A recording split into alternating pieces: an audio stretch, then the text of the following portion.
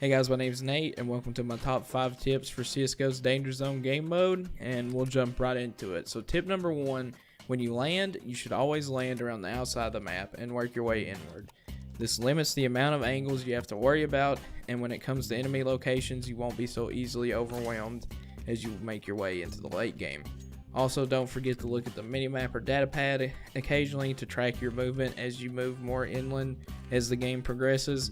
The loot tables aren't that bad on the outside of the map. They're a little bit worse than on the inside, but they're not bad enough to where you are at a huge disadvantage. So working your way inwards from the outside of the map is the easiest way to make it into the late game.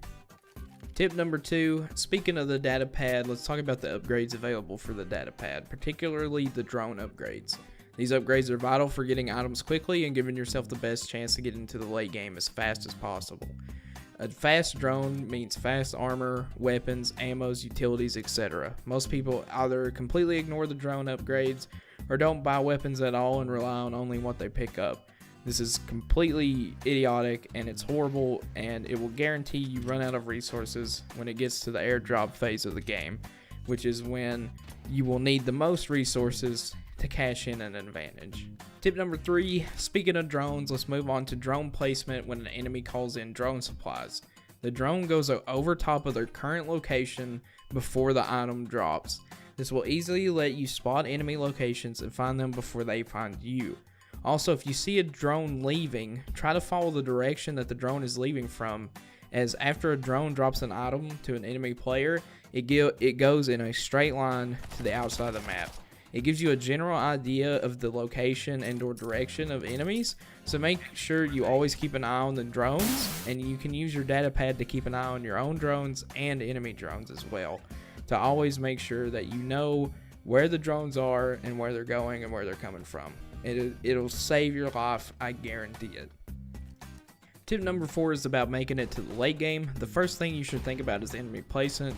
Be sure to always keep looking at your data pad. You can move on the edge of 2 of the zones, and if the yellow zone disappears, you know the zone is empty and it's only you in there, so you can feel some comfort.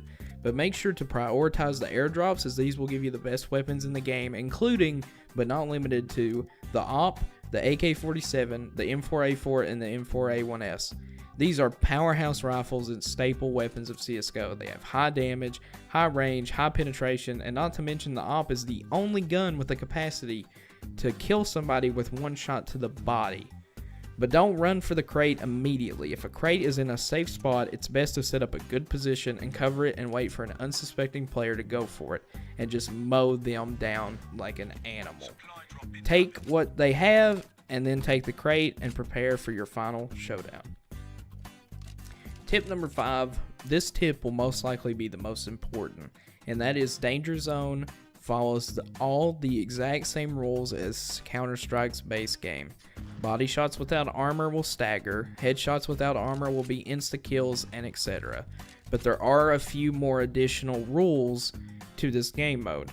When picking up melee weapons such as a knife, a wrench, or a hammer, you can throw it with the mouse 2 button, which will remove the weapon from your hand and throw it, dealing 20 to 35 damage of health, roughly, against an armored target, depending on what weapon is being thrown.